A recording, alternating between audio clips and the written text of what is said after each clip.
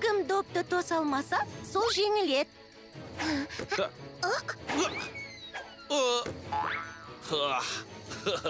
Маймылдың доптасуда шебер екеніне көз жеткіздіңдер ме?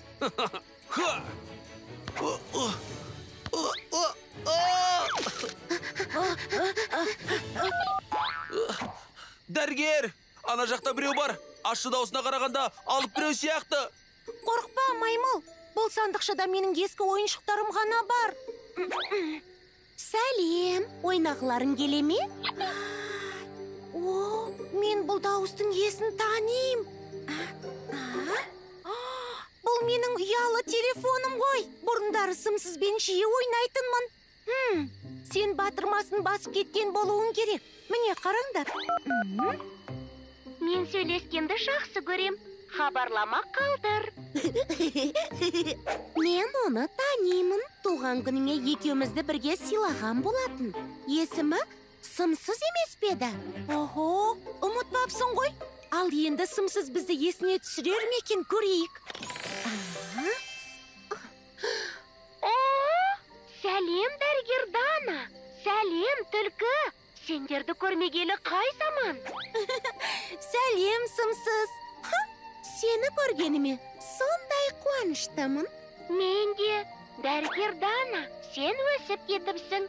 Соңғы рет кездескенімізде кішкентай қыз едің. Білем, мен өсіп жатырмын. Сенімен ойнамағалы да біраз болыпты. Оның рас.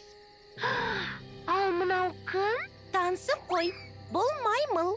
Маймыл, бұл Сымсыз. Дана, қызым. Тез, жансыздана қалыңдар.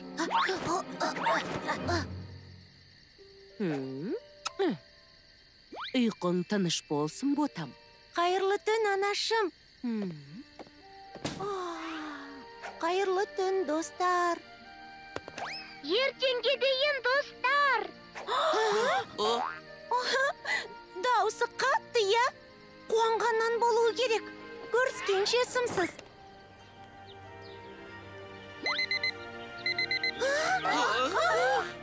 Тұрдыңдар ма? Қалайсыңдар? Тұрдық. Бүгін керемет күн болады. Я, нағыз ойнайтын уақыт. Кеттік. Бізбен емханаға барасың ба? Әрине, қуана.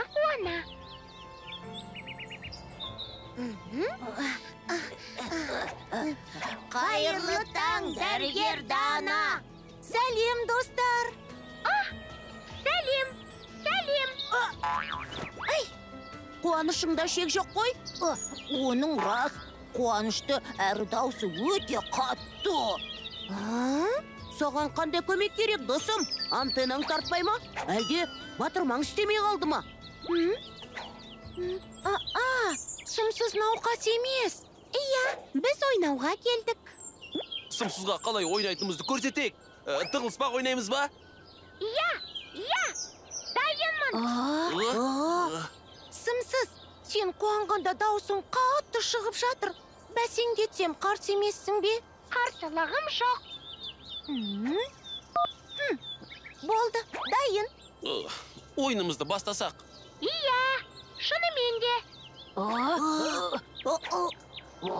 Бір түрлі сияқты ма, қалай? Мен айтасың? Сымсыз, сенің даусыңды бәсеңдеттім. Бірақ сен әлі де қатты сөйлеп тұрсың.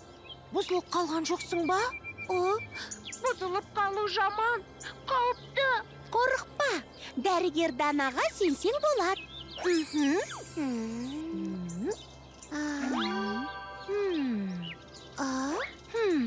Еш жерінде ақау жоқ. Сап-саусың, бірақ саған не болғанын білем. Не? Қатты қобалжығаныңда, қуанғанда, өз-өзіңді ұстай алмай қаласың да, даусың қатты шығып кетеді. Ал оның емі эмоцияңды басқара білу. Сыртта даусыңның қатты шығуы дұрыс та шығар. Алайда үйде болғанда даусыңды бәсеңдету мәдениетке де жатады. Қалай? Даусыңды басқара алам деп ойлайсың ба? Қолымнан келеді деп сенем. Жарайсың. Онда ойынымызды бастайық. Мен санайым, сендер тығылыңдар. Кеттік.